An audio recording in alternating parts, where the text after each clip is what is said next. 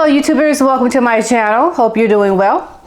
What am I talking about today? Well, I want to just address something that I think is important, and you have to continually look at what a person does, because if they do something but then they talk about something different and what they do and what they talk about don't match, it's a sign of fraudtivity. It shows that they are frauds. And yet again, Meghan is showing us that she is not really about the things that she speaks about because of who she has recently hired. And for those people that say, you know, why am I always talking negatively about Meghan? Why am I hating? You know, look, you can put somebody in their place and not hate them. I put my children in their place, but I love them. Okay? There's no difference. The thing is Meghan is representing women on a global stage. And then when it was advantageous for her to be a black woman, she puts down, well, I'm black. Yes, I'm black. Because she knew there was money to be made and there could be controversy around that. And this is how she could build her brand. Come on, you know, we ain't stupid.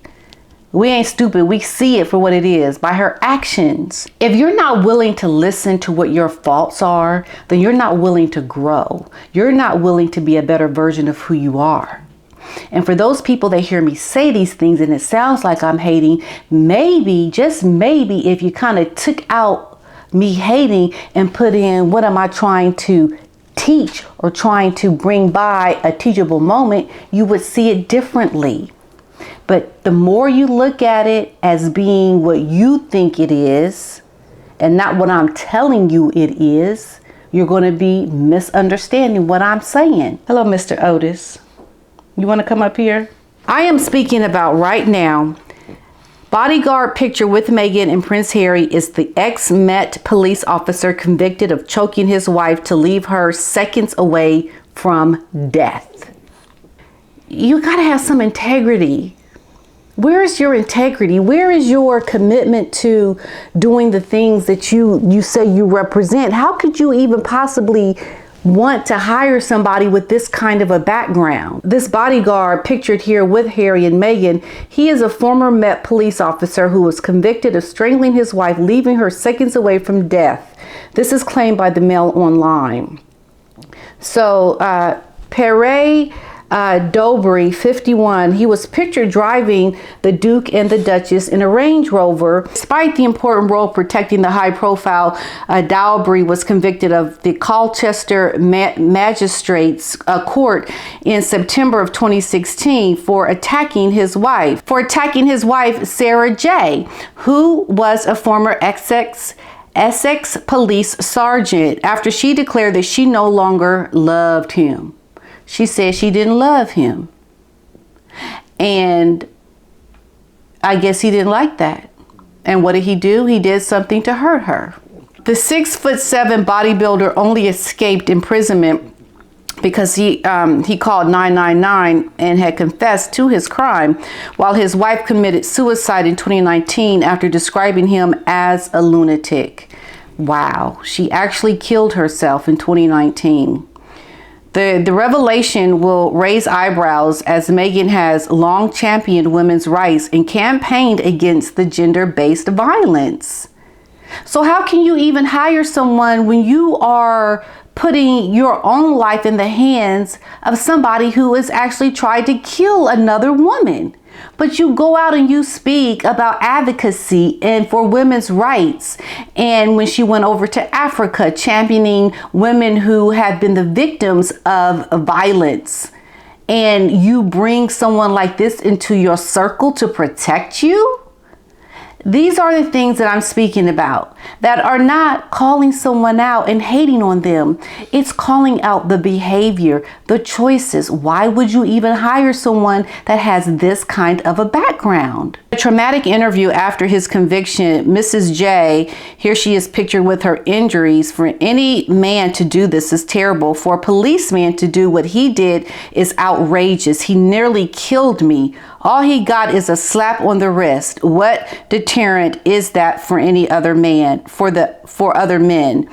The couple were driven out of Frogmore Cottage on September 5th by two bodyguards who Mail Online can reveal are both former Met police officers, including Dave Langdown and Pierre Dowdry, who's pictured here. The Duchess smiled back as they headed to the Northwest for her speech on gender equality, while Pierre Dowdry sat in the front seat. Now, Meghan and Harry are seen arriving at a train station in Manchester after they attended the One Young World Summit. And during the couple's tour, we know in Africa in 2019, Meghan said in an Action Aid speech that men and boys should be held accountable to their actions. And if she wants someone to be accountable for their actions and they have actually done harm to women, then you make him accountable and you say, "You're not working for me, dude." That's how you make them accountable. But does she really want people to be accountable? I don't think so, because a lot of times, as we've seen, Meghan doesn't even want herself to be accountable for the things that she has done. Now, a source has said that when you consider how outspoken Meghan is on women's issues, it's quite amazing that a bodyguard with that sort of background has been employed.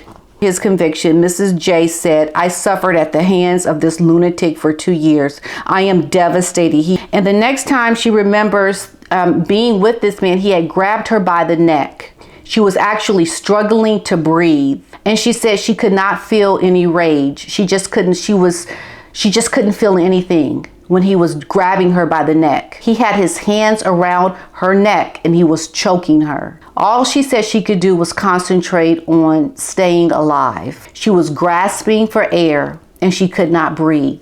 And at that moment, she realized that she had to stay still, not to struggle, but to breathe through her nose. And while she was doing that, that was the last thing she remembered. And during his trial, he had contacted 999. In the UK it's 999, here in the States it's 911, but he had contacted the 999 services and had admitted to assaulting his wife. This was something that he knew that what he had done was wrong. He had worked for the Met Police for 12 years. And when he was asked whether or not she needs paramedics, he said, yes, she does. She needs paramedics, because he said he had tried to strangle her. During the encounter, he had suffered scratches and pain to her neck, scratches on her back. She had swelling on her forehead. News from Dowdry's conviction will come as an embarrassment, really, to Harry and Meghan, who have campaigned to raise awareness for domestic violence through their Archewell Foundation. So what message are you sending when you hire someone who has done this, but yet you hire them, you give them the benefit, you give them the privilege of protecting you with the same hands that they used to try to kill his own wife at the time? And it came out last year that their foundation had also donated money to the Dallas domestic violence charity Genesis Women's Shelter in support after it had been affected by storms. Domestic abuse campaigner David Challen has said Pierre Dowdry is a violent, convicted domestic abuser who should be in jail, and he should not be bodyguarding anybody, especially Harry and Meghan, who have a platform to go against the things that this man has actually done, that he has actually admitted to doing. His ex-wife, Sarah J., he tried to strangle her. He left her essentially for dead. That Sarah, she has since lost her battle with PTSD and depression to suicide. Dowdry's new role as a trusted protection officer to the Sussexes is nothing short of an insult to Sarah Jane's memory. Now, the security team that had hired Dowdry, they should also be aware of his history, and entrusting him is the stark contrast to women's rights and domestic abuse issues.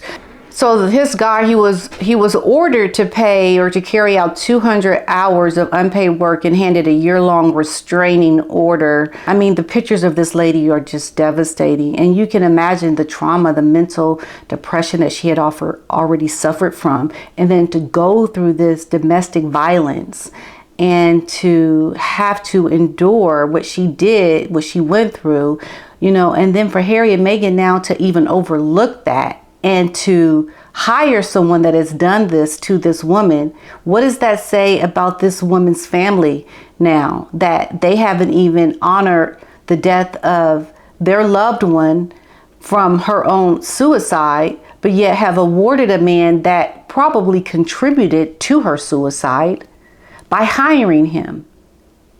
It says a lot about their character. It says a lot about they say one thing and they do another.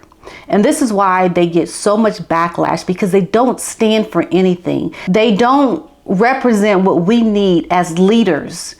They do not represent what we need to have our young people looking up to, because they're constantly showing themselves as being bad actors. What does it say about Meghan and Harry that they hire someone like this? These are the things that I'm speaking about. And it's not hating on them, but it's calling out their actions, showing that they need to be accountable for things that they are doing, because they themselves have made so many mistakes. But I think they feel like, well, if I don't say nothing, if I don't acknowledge it, it didn't happen.